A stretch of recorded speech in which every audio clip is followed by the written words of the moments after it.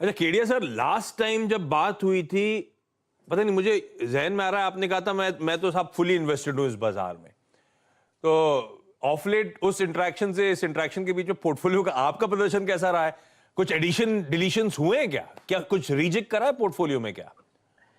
ऐसा ऐसा कि जो मेरे पब्लिक डोमेन में जो मेरे पोर्टफोलियो है, हाँ। जो पब्लिक डोमेन में है, समझिए कि जो 1% से ऊपर हैं तो पब्लिक डोमेन में आ जाते हैं वो।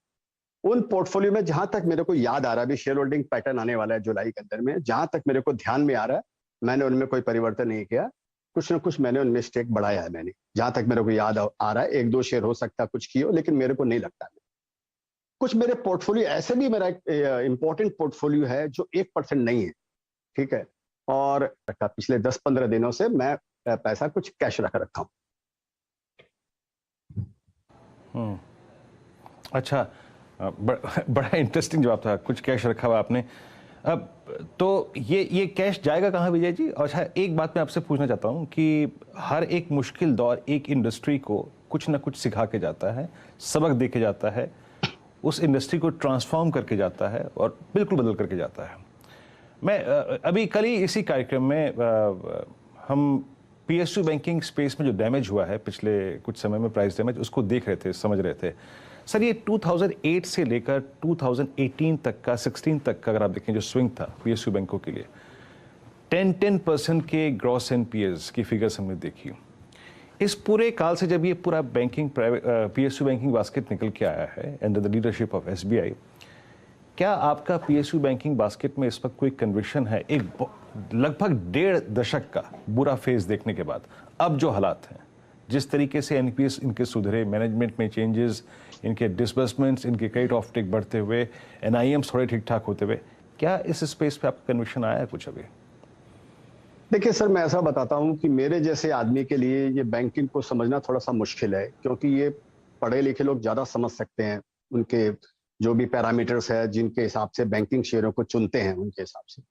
लेकिन मेरे को वो समझ में नहीं आता है, लेकिन मेरे को लोगों को सुनना समझ में आता है। अच्छे लोग, समझदार लोग क्या बोलते हैं, उनको समझना थोड़ा बहुत मेरे को आता है। लोगों का कन्विक्शन अगर मैं समझूं, अच्छे लोगों का, पढ़े लिखे लोगों का, तो ऐसे लग रहा है कि बैंकिंग की जो प्रॉब्लम है वो खत्म हो चुकी है। ऐसा समझते हैं कि ज्यादा ही प्रोविजन कर दिया है इन्होंने, अब जो भी आएगा वो वापस वो एड बैक ही होने वाला है, तो इससे। लेकिन ये बात सर शायद मैं 1-1.5 साल 2 साल से सुन रहा हूँ।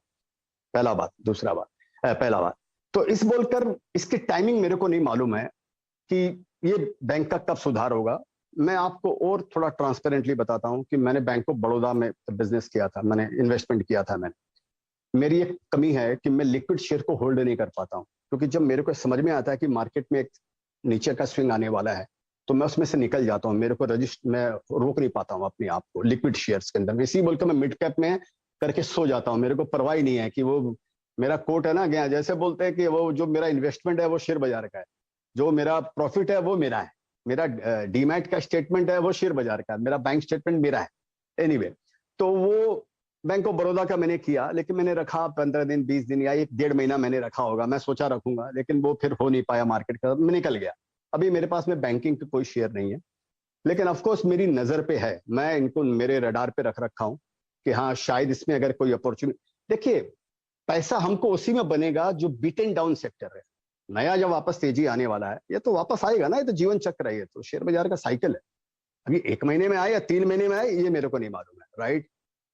और तो अपना पैसा उसी चीज में बड़ा बनने वाला है जो सेक्टर बीटन डाउन है। तो बैंकिंग भी उसमें ऐसा सेक्टर है जो पीएसयू बैंक जो बता रहे हैं, पीएसयू वो बीटन डाउन है, तो नजर पे रखना चाहिए। मैं पर्सनली क्या करूंगा, आज मेरे दिमाग में उसकी क्लैरिटी नहीं है। ओके।